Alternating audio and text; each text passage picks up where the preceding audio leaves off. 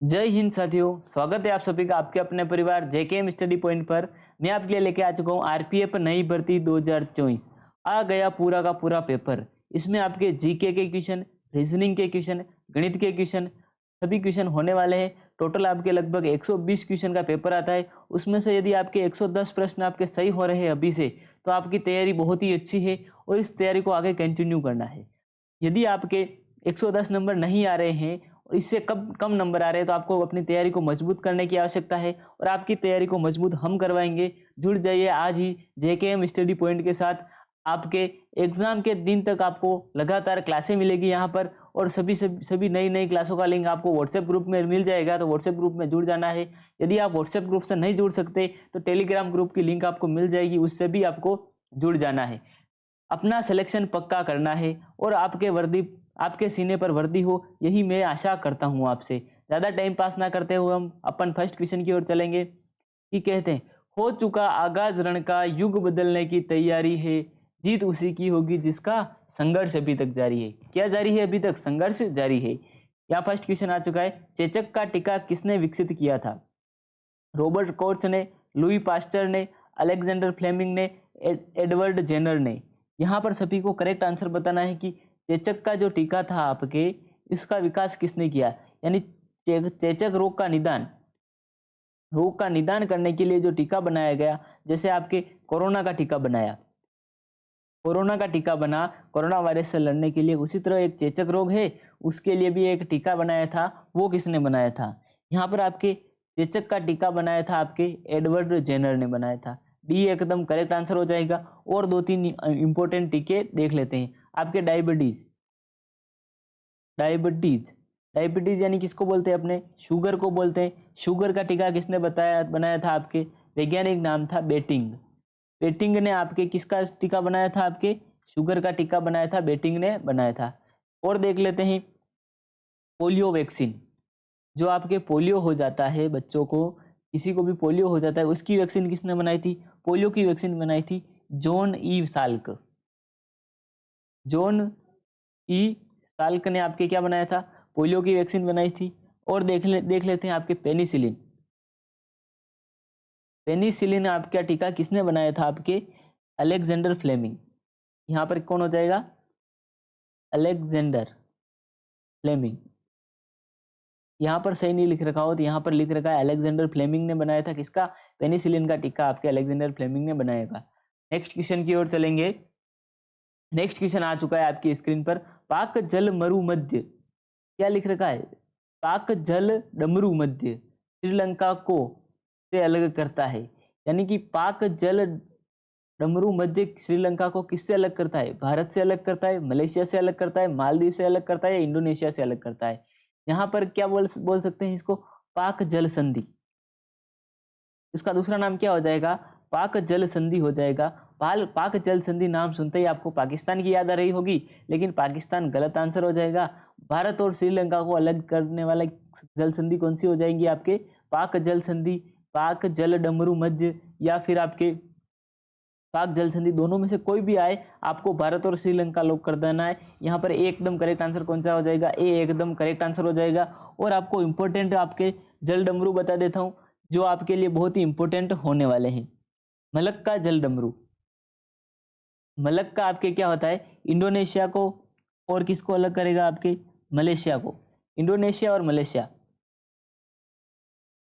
Malaysia को कौन अलग करता है? आपके मलक्का।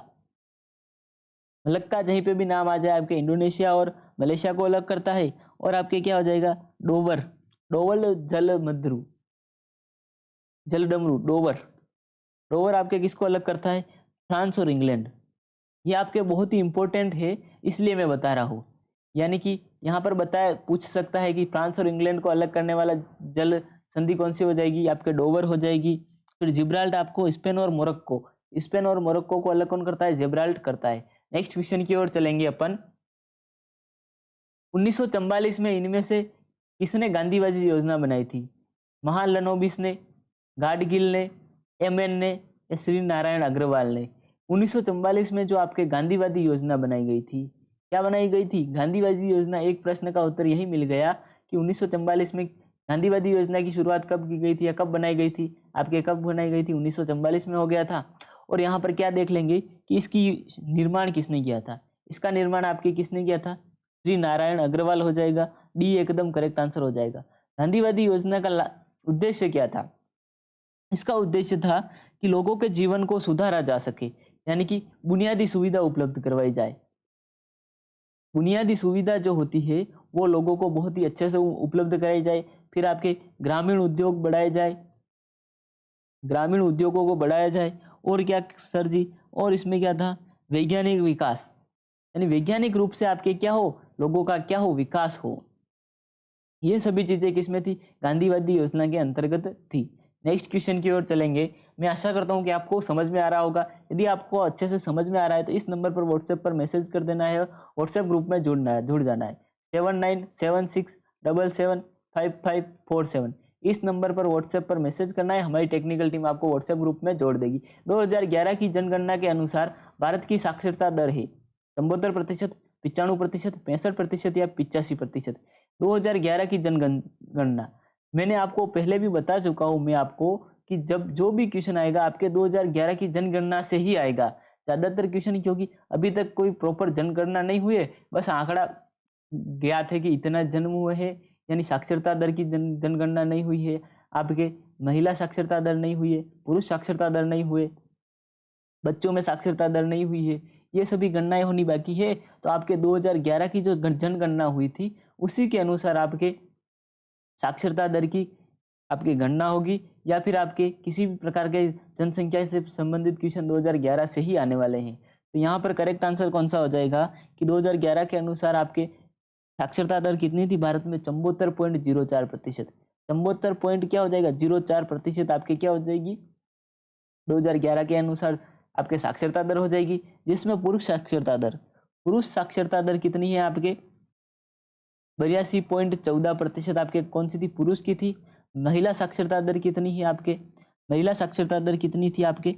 65.46। 65 पॉइंट आपके 46% कौन सी हो जाएगी आपके? महिला साक्षरता दर हो जाएगी। और सबसे ज्यादा साक्षरता वाले जिले कौन से हो जाएंगे? फर्स्ट नंबर पर कौन सा आ जाएगा? केरल हो जाएगा यहाँ की। और आपके केरल में और क्या हो जाएगा? सबसे ज्यादा लिंगानुपात।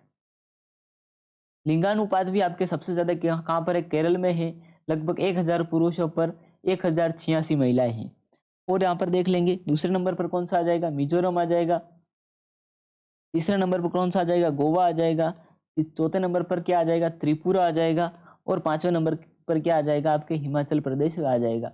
नेक्स्ट क्वेश्चन की ओर चलेंगे। मैं आशा करता हूँ कि आपको समझ में आ रहा होगा। निम्नलिखित में से कौन सा खेल प्रकार लिबेरो शब्द से जुड़ा है? टेनिस, वॉलीबॉल, तीरंदाजी या बैडमिंटन? इनमें से किस खेल में आपके लिबेरो शब्द का उपयोग किया जाता है? सर जी लिबेरो शब्द कहाँ उपयोग होता है? मैं आपको बता दूं, लिबेरो शब्द आपके उपयोग होता है वॉलीबॉल में। यहाँ पर होता है बी एकदम करेक्ट आंसर हो जाएगा, वॉलीबॉल में होता है। यहाँ पर और कौन कौन से शब्द उपयोग होते हैं? बेस लाइन हो जाएगा, फुट फॉल्ट हो जाएगा, हीव हेल्डिंग हो जाएगा, जंप सेट हो जाएगा, और कौन सा हो जाएगा? स्पाइक हो जाएगा। ये आपके सबसे किससे हैं? वॉलीबॉल से हैं। और आपके क्या हो जाएगा? Backhand stroke, ground stroke, deuce, tennis, ये सब टेनिस से हो जाएंगे। फिर backhand, low serve, world federation, mash, loss, net shots, ये सब आपके किससे हो जाएंगे? बैडमिंटन से हो जाएंगे। नेक्स्ट क्वेश्चन की ओर चलेंगे। ऐसे ऐसे नाम है कि मुझे तो पढ़ना भी नहीं आ रहा है, अंग्रेजी में लिखे हुए हैं। प्रोजेक्ट टाइगर वर्ष में शुरू किया गया था 1980 में, 1973 में, 1965 में, या फिर आपके 1985 में हो जाएंगे। प्रोजेक्ट टाइगर वर्ष, टाइगर वर्ष क्या होता है सर जी? टाइगर वर्ष में क्या किया गया कि सबसे पहले आपके टाइगर रिजर्व घोषित किए गए। क्या किया गया? टाइगर रिजर्व घोषित किया गया। इसके तहत आपके क्या गया? इंदिरा गांधी, तात्कालिक प्रधानमंत्री कौन थी? इंदिरा गांधी ने आपके इसको सौंपा ये आपके ये कैलाश साखला नामक व्यक्ति को क्या बोला कि आप टाइगर रिजर्व बनाने की घोषणा करो और टाइगर रिजर्व घोषित किया जाए अलग अलग जगहों को। यानी कि सबसे पहले आपके देश का सबसे पहला आपके टाइगर रिजर्व कब बना था? आपके 1 अप्रैल 1 अप्रैल आपके 1973 को किसको बनाया गया था? आपके जिम कॉर्बेट को।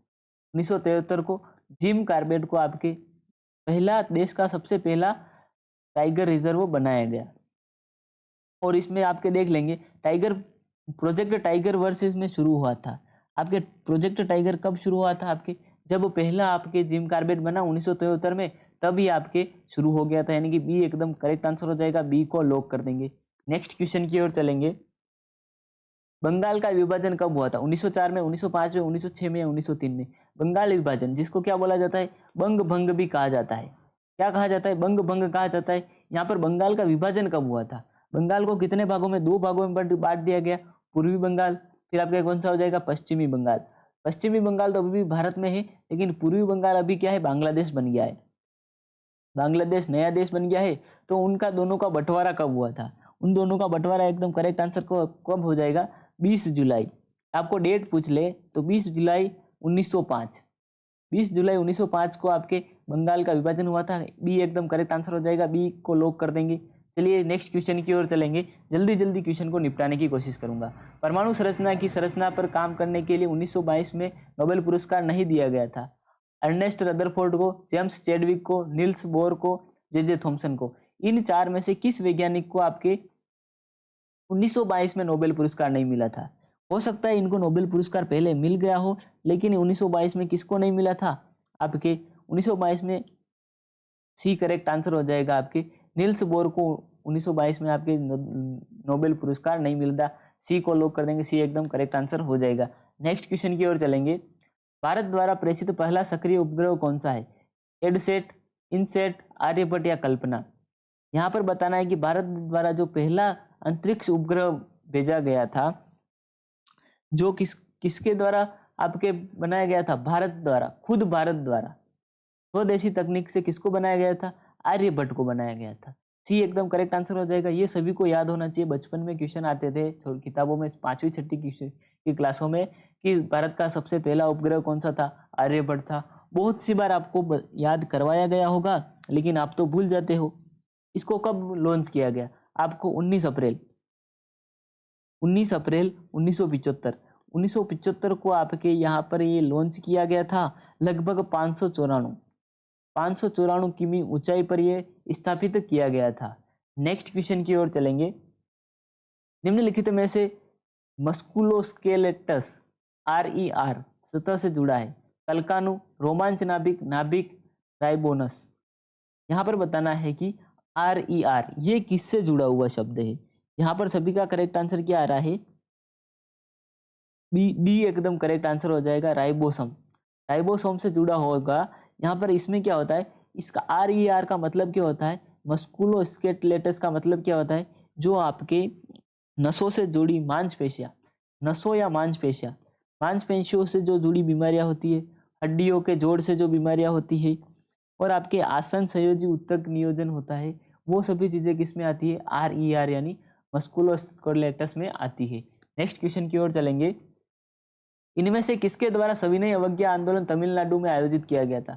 सी राजगोपालाचारी, मोतीलाल नेहरू, MH चिदम्बरम, सरोजिनी नायडू? यानी कि आपके सविनय अवज्ञा आंदोलन जो था, जो किसके द्वारा स्टार्ट किया गया था? महात्मा गांधी। सबसे पहले किसके द्वारा स्टार्ट किया गया था? महात्मा गांधी के द्वारा किया गया था। इसमें क्या था? यानी सविनय अवज्ञा। इसको कोई आपको आदेश दे, उसको आपका आदेश को पालन नहीं करना है, अंग्रेजों के आदेश का पालन नहीं करना है, अंग्रेजों की बातें नहीं माननी है, सविनय यानी कोई विरोध नहीं करना है, चुपचाप उसकी अवहेलना कर देनी है। क्या कर देनी है? उनकी अवज्ञा, यानी कि उनकी आज्ञा का पालन नहीं करना है। या ये तो यहाँ पर तो पूरे भारत में सबसे पहले तो गांधी जी ने शुरुआत किया था। और तमिलनाडु की बात करें तो तमिलनाडु में करेक्ट आंसर कौन हो जाएगा? श्री राजगोपालाचारी। इन्होंने कब किया था? आपके लगभग आपके 1930 अप्रैल का महीना था, और 1930 में आपके श्री राजगोपालाचारी ने आपके तमिलनाडु में इस आंदोलन का शुरुआत की थी। ये एकदम करेक्ट आंसर हो जाएगा। चलिए नेक्स्ट क्वेश्चन की ओर चलेंगे। किस देश को उगते सूरज की भूमि के रूप में जाना जाता है? ऑस्ट्रेलिया को, न्यूजीलैंड को, जापान को, दक्षिण कोरिया को? जब भी उगते सूरज की भूमि बोला जाए तो पट्ट से दिमाग में आ जाना चाहिए तकनीक में सबसे आगे, तकनीकी में सबसे आगे जहाँ पर सबसे ज़्यादा अच्छी अच्छी क्वालिटी की चीज़ें मिलती है और तकनीकी चीज़ें जहाँ पर सबसे आगे है, सभी के दिमाग में क्या आ जाएगा? जापान आ जाएगा। सी एकदम करेक्ट आंसर हो जाएगा, सी को लॉक कर देंगे। और देख लेते हैं, उगते सूरज की भूमि तो आपके जापान को कहा जाता है। लैंड ऑफ गोल्डन पीस, ये भी आपके इंपॉर्टेंट बन जाता है। ऑस्ट्रेलिया को क्या कहा जाता है? लैंड ऑफ गोल्डन पीस कहा जाता है। और आपके भूटान को क्या कहा जाता है? लैंड ऑफ थंडरबोल्ट, बिजली गिरने की भूमि। थंडरबोल्ट किसे बोलते हैं? बिजली गिरने को थंडरबोल्ट बोलते हैं। दक्षिण का ब्रिटेन किसे कहा जाता है? आपके न्यूजीलैंड को। न्यूजीलैंड को क्या कहा जाता है? दक्षिण का ब्रिटेन। दक्षिण का ब्रिटेन किसको कहा जाता है? न्यूजीलैंड को कहा जाता है। नेक्स्ट क्वेश्चन की ओर चलेंगे। भारत की सीमा किन किन राज्यों देशों से लगती है? Turkmenistan, Tajikistan, Afghanistan, Azerbaijan. यहाँ पर भारत की सीमाएं किन किन देशों के साथ लगती है? आपके पाकिस्तान के साथ लगती है, चीन के साथ लगती है, आपके बांग्लादेश के साथ लगती है, नेपाल के साथ लगती है, भूटान के साथ लगती है, म्यांमार के साथ लगती है, और आपके किसके साथ लगती है? आपके अफगानिस्तान के साथ भी लगती है। अभी वर्तमान में वो पाक अधिकृत कश्मीर में है, लेकिन अफगानिस्तान वाली सीमा को क्या कहा जाता है? डुरंड सीमा। डुरंड सीमा रेखा कहा जाता है। चीन वाली को मैकमोहन, पाक वाली को क्या कहा जाता है? ये एलओसी कहा जाता है। फिर चीन वाली को एलएसी कहा जाता है। बांग्लादेश वाली को क्या कहा जाता है? रेड लाइन कहा जाता है। यहाँ पर डुरंड सीमा अफगानिस्तान के साथ लगती है। कितने किलोमीटर लगती है सर जी? 106 किलोमीटर। लगभग 106 किलोमीटर अफगानिस्तान के साथ भारत की सीमा बनती है। नेक्स्ट क्वेश्चन की ओर चलेंगे। आपातकाल की घोषणा शब्द किस आपातकाल की व्याख्या करता है? राज्य स्तर पर आपातकाल, राष्ट्रीय आपातकाल, आर्थिक आपातकाल या उपरोक्त में से कोई नहीं। जब भी आपातकालीन घोषणा होती है वो पूरे देश के लिए होती है। इसके लिए होती है, पूरे देश के लिए हो जाएगी। इसका मतलब कौन सा करेक्ट हो जाएगा? बी एकदम करेक्ट आंसर हो जाएगा। राष्ट्रीय आपात की घोषणा करते हैं। ये किसमें है? अनुच्छेद 352। अनुच्छेद 352 के तहत आपके राष्ट्रपति कोई भी आपातकाल की घोषणा करता है तो वो राष्ट्रीय आपात होता है। क्या होता है? राष्ट्रीय आपात हो जाएगा। बी एकदम करेक्ट आंसर हो जाएगा। ये कि कब कब लग सकता है? राष्ट्रीय आपात कब कब लगता है? आपके लगता है युद्ध, जब कोई दूसरा देश भारत पर आक्रमण कर देगा तो वो क्या हो जाएगा? युद्ध हो जाएगा। फिर बाह्य आक्रमण, युद्ध या बाह्य आक्रमण हो सकता है। फिर आपके क्या हो सकता है? सशस्त्र विद्रोह। सशस्त्र विद्रोह यानी कि कोई भी स्टेट के 10-15 या फिर बहुत ही ज्यादा हजारों लोग क्या लेके, बंदूकें वगैरह तलवारें लेके विद्रोह कोई कर देता है तो वो क्या हो जाएगा? सशस्त्र विद्रोह हो जाएगा। इसके लिए आप राष्ट्रीय आपात लगा सकते हैं। कौन लगा सकता है? राष्ट्रपति। नेक्स्ट क्वेश्चन की ओर चलेंगे। बुद्ध के जीवन की घटनाओं को में दिखाया गया है। बौद्ध में, त्रिरत्न में, जातक कथा में, पिता में। यानी कि कौन सा ऐसा उपन्यास हो जाएगा या कौन सी पुस्तक हो जाएगी जिसमें बुद्ध के जीवन की घटनाओं को दर्शाया गया है? वो आपके करेक्ट आंसर कौन सा हो जाएगा? सी एकदम करेक्ट आंसर हो जाएगा। जातक कथा। जातक कथा किसमें लिखी हुई है? आपके पाली भाषा में। पाली भाषा में लिखा हुआ एक उपन्यास है जिसमें आपके बौद्ध धर्म से जुड़ी हुई बहुत सारी मान्यताएं हैं। इसमें क्या बताया गया है? बुद्ध के पुनर्जन्म, पुराने जीवन के बारे में, पहले के जन्म के बारे में, सब चीजों के बारे में किसमें बताया गया है? जातक कथा में बताया गया है। सी को लॉक कर देंगे। सी एकदम करेक्ट आंसर हो जाएगा। अब शायद आपके रीजनिंग के क्वेश्चन आ जाएंगे। रीजनिंग के क्वेश्चन आ चुके हैं। उस संख्या का चयन करें जो श्रृंखला में प्रश्न चिन्ह के स्थान पर आती है। 8, 8 के बाद कितना? 21 दे रखा है, फिर 57, फिर 162, फिर 474। यहाँ पर 1407 हो जाएगा। अगला 1422 हो जाएगा, 1410 हो जाएगा, 1437। ये तो कंफर्म है, 1400 तो आएगा, लेकिन आगे क्या आएगी? 7 आएगा, 22 आएगा, 10 आएगा या 37 आएगा, ये बताना है। यहाँ पर संबंध ढूंढेंगे। यहाँ पर 8 है, 8 के बाद कितना है? 21 है। यदि अपन 8 को 3 से गुणा करें कितना हो जाएगा? 24। फिर उसमें से 3 घटाए तो कितना आ जाएगा? 21 आ जाएगा। ये 21 ऐसे आ गया है। यहाँ पर क्या किया है? गुणा 3 किया है, फिर माइनस कितना किया है? 3 किया है। तब जाके आपके 8 से 8 इंटू 3 -3 हो गया। अब यहाँ पर 21 से 57 आ गया है। यदि यहाँ पर अपन 21 को 3 से गुणा करें, इससे 21 को 3 से करेंगे कितना आ जाएगा? 63 आ जाएगा। 63 में से कितने घटाएंगे? तो 6 घटाएंगे तो आपके कितने आ जाएंगे? 57 आ जाएंगे। 57 आ जाएंगे। यहाँ पर भी गुणा 3 किया है, गुणा 3 करके -6 किया है। फिर अगली वाले में क्या किया है? 57 इंटू 3। 57 इंटू 3 कितना होता है सर जी? 57 इंटू 3, 57 इंटू 3 कितना हो जाएगा? जल्दी से बताएंगे। 57 इंटू 3 आपके हो जाएगा 162। 162 में से यहाँ पर कितना आ जाएगा 57 इंटू 3, यहाँ आ जाएगा 162, नहीं होगा, 57 इंटू 3 हो जाएगा 21 का एक हाथ से लगा दो, 7 5 तिया 15, 15 और 16 17 17 हो जाएगा 171। 171 में से कितने घटाएंगे तो आपके 162 हो जाएगा, 9 घटाएंगे तो, यानी कि यहाँ पर क्या किया, पहले 3 घटाए, फिर 6 घटाए, फिर कितने घटा दिए, 9 घटा दिए, फिर जाके आपके कितने आ गए, 162 आ गए। अब क्या करेंगे, 162 इंटू 3, 162 इंटू 3 करेंगे तो ये आपके कितना आ जाएगा सर जी, ये आपके आ जाएगा, यहाँ पर कर देंगे 162 इंटू 3, ये कितना आ जाएगा 6, 6 18 का 8 लग जाएगा, फिर हासिल कितना लग जाएगा 1, 3 एकम 3 और 4, 486, 486 में से कितने जाएंगे, 15 जाएंगे, तब जाके आपके कितने बच जाएंगे, 474 बच जाएंगे। ऐसे करके आपके क्या आ रहा है, आगे से आगे बढ़ता जा रहा है। तो यहाँ पर पता होना चाहिए आपको कि यहाँ पर क्या हो रहा है, ऐसा हो रहा है। अब इसको क्या करेंगे, इसको क्या करेंगे, आपके 3 से गुणा करेंगे, 3 से गुणा करेंगे, 3 से गुणा करने पर कितना आ रहा है सर जी, यहाँ पर आ जाएगा आपके, यहाँ पर कितने घटाएंगे, यहाँ पर 12 घटाएंगे, कितने 12 घटाएंगे, 15 नहीं घटाएंगे, तब जाके 474 आएंगे। फिर इसको 3 से गुणा करेंगे, 12 का 2 हासिल लगा 1, 7 21, 22 का 2 हासिल लगा 2, 4 12 ने 13 14, 1422 में से कितने जाएंगे, 15 जाएंगे, तब जाके आपके कितने बच जाएंगे, 1407 बच जाएंगे। यहाँ पर ट्रिक देखनी है, पहले 3 से गुणा किया, फिर 3 की घटाया, फिर 3 से गुणा किया, फिर 6 घटाया, फिर 3 से गुणा किया, फिर आपके कितना घटा दिया, 9 घटा दिया, फिर 3 से गुणा किया, फिर कितने घटा दिए 12, फिर 3 से गुणा किया, फिर माइनस कितने कर दिए 15 कर दिए। ऐसे ऐसे आगे बढ़ते जाएंगे तो आपके अगला क्वेश्चन, अगला आंसर आ जाएगा। यहाँ पर करेक्ट आंसर क्या हो जाएगा, 1407 हो जाएगा। ए को लॉक कर देंगे, ए एकदम करेक्ट आंसर हो जाएगा। नेक्स्ट क्वेश्चन की ओर चलेंगे। यदि आप छायांकित रेखा के दर्पण लगाते हैं तो निम्न में से कौन सा विकल्प दी गई सही आकृति छवि होगी। फोर्स के लिए क्या हो जाएगी, जब भी आप दर्पण का बनाए तब सबसे पहले क्या आएगा, उल्टा चलेगा। सबसे पहले ये बनेगा, फिर ये बनेगा, फिर ये बनेगा, फिर ये बनेगा और फिर ये बनेगा। यहाँ पर ई ऐसा बन जाएगा, उल्टा बन जाएगा। फिर आगे वाला क्या बन जाएगा सर जी, आगे वाला कौन सा बन जाएगा आपके, एस है तो एस ऐसा उल्टा बन जाएगा, ऐसा नहीं बनेगा। फिर आर कैसा बन जाएगा, फिर आर ऐसा उल्टा बन जाएगा। फिर ओ ऐसा का ऐसा बन जाएगा, एच ऐसा का ऐसा बन जाएगा। यहाँ पर ऐसा कहाँ पर दे रखा है, यहाँ पर दे रखा है, फर्स्ट वाला ही मिल गया है। ए को लॉक कर देंगे, ए एकदम करेक्ट आंसर हो गया। सेम टू सेम देख सकते हैं, फर्स्ट वाला बन गया। यहाँ पर ई सीधा दे रखा है, ये गलत हो जाएगा। यहाँ पर एच पहले दे रखा है, ये गलत हो जाएगा। यहाँ पर ई उल्टा दे रखा है, एस अलग दे रखा है, पर आर सही दे रखा है, ये भी गलत हो जाएगा। नेक्स्ट क्वेश्चन की ओर चलेंगे।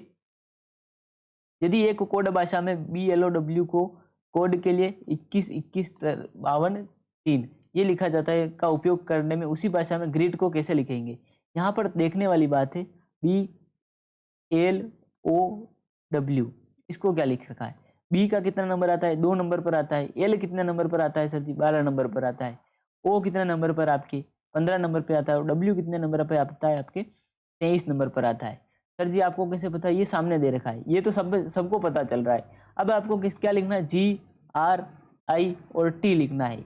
जी कितने नंबर पर आता है सर जी, मुझे तो पता है, आपको पता नहीं है, वो आप कमेंट में बताओ। जल्दी जल्दी जल्दी जल्दी उत्तर आएगा, तभी तो मजा आएगा ना क्वेश्चन करने का।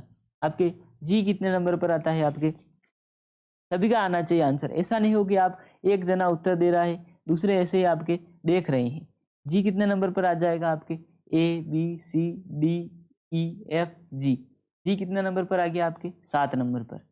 कितने नंबर पर, 7 नंबर पर आ गया। फिर आर देखना है, आर कितने नंबर पर आ जाएगा। यहाँ पर सभी का आंसर आना चाहिए, ऐसा नहीं होगी 2-3 बच्चे आपके उत्तर दे रहे हैं, बाकी आपके सब बैठ रहे हैं। आर कितने नंबर पर, 18 नंबर पर आता है। टी कितने नंबर पर आता है आपके, टी नहीं है, ये आई है। क्या है, आई है। आई कितने नंबर पर आता है आपके, 9 नंबर पर आता है। और आपके लास्ट में क्या आ जाएगा, टी कितने नंबर पर आता है, टी आपके आता है 20 नंबर पर। 7 18 9 20 आपके 7 18 9 20 बी एकदम करेक्ट आंसर हो जाएगा। बी को लोग कर देंगे। यहाँ पर 7 और 19 दे रखा है, ये गलत हो जाएगा। यहाँ पर 7 18 और 8 दे रखा है, ये गलत हो जाएगा। 7 18 9 और 21 दे रखा है, ये भी गलत हो जाएगा। चलेंगे नेक्स्ट क्वेश्चन की ओर। यहाँ पर बस नंबर याद होना चाहिए कि ये अक्षर इतने नंबर पर आता है। नेक्स्ट क्वेश्चन की ओर चलेंगे। एक महिला की ओर इशारा करते हुए एक आदमी कहता है, उसके पिता मेरे पुत्र के दादा है। उस महिला और आदमी से संबंध क्या है, बहन, माता, पुत्री या पत्नी। यानी कि मैं खड़ा हूं, मैंने क्या कहा कि मैंने अब एक महिला की ओर इशारा किया, उसके पिता, उसके पिता कौन हो जाएंगे? पिता हो जाएंगे। मेरे पुत्र के क्या है? मेरा पुत्र है, उसके क्या है? दादा। दादा, तो उस महिला से व्यक्ति का संबंध क्या हो जाएगा? यानी कि ये मेरा पुत्र है, मेरे पुत्र के दादाजी क्या हो जाएंगे? मेरे भी पिताजी हो जाएंगे। और उसके दादाजी हो जाएंगे तो मेरे पिताजी हो जाएंगे, तो उसके भी क्या लगेंगे? पिता ही लगेंगे ना, पिता ही लगेंगे। तो वो महिला क्या हो जाएगी? मेरी बहन हो जाएगी। यहाँ पर ए एकदम करेक्ट आंसर हो जाएगा, ए को लॉक कर देंगे। चले नेक्स्ट क्वेश्चन की ओर चलेंगे। निम्नलिखित विकल्पों में से दिए गए प्रश्न के लिए उपयुक्त जल छवि ज्ञात करनी है। जहां पर दर्पण दे रखा हो, जहां दर्पण के यहाँ पर तो क्या बनेगा? पीछे से ऐसे उल्टे बनेंगे। जहां पर जल छवि की बात कर दी गई हो, क्या कर दी गई हो? जल छवि की बात कर दी गई हो। जल छवि यहाँ पर होगा तो यहाँ पर कैसा बनेगा? उल्टा आर बनेगा। कैसा बनेगा? उल्टा आर बनेगा। जो कैसा बनेगा? ऐसा बनेगा, उल्टा आर बनेगा। फिर क्या बनेगा? ई बनेगा। ई कैसा बनेगा? ऐसा का ऐसा ई बन जाएगा आपके, सेम टू सेम ई बन जाएगा। फिर एस कैसा बनेगा? एस कैसा बन जाएगा सर जी? उल्टा बन जाएगा। फिर आई ऐसा का ऐसा बन जाएगा।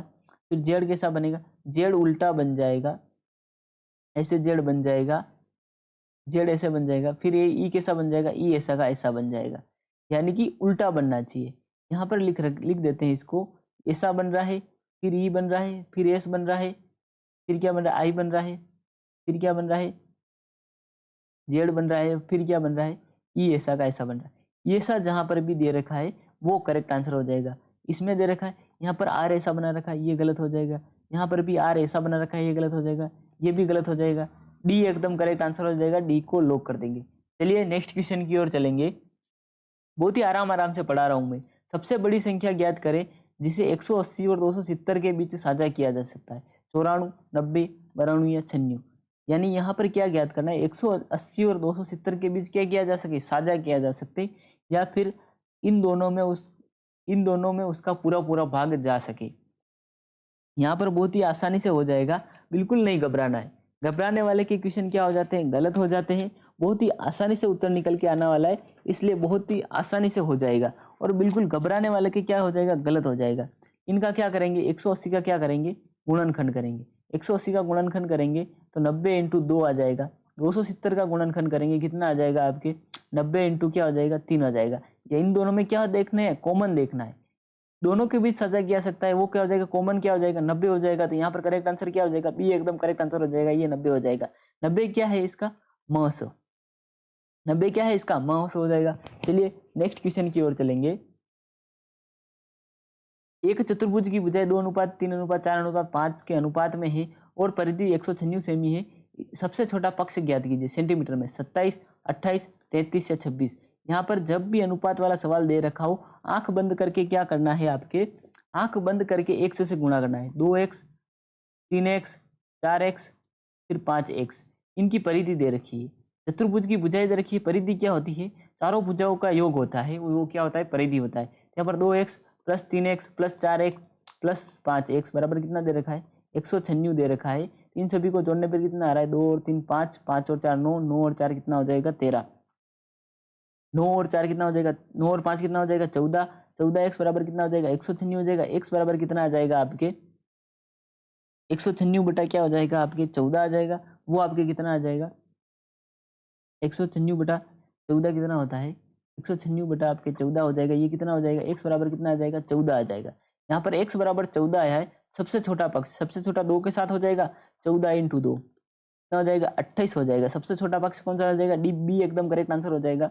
28 सेमी, 28 सेमी हो जाएगा। बी को लॉक कर देंगे, बी एकदम करेक्ट आंसर हो जाएगा। चलिए नेक्स्ट क्वेश्चन की ओर चलेंगे। एक पुस्तक की मुद्रित कीमत 1300 रुपये।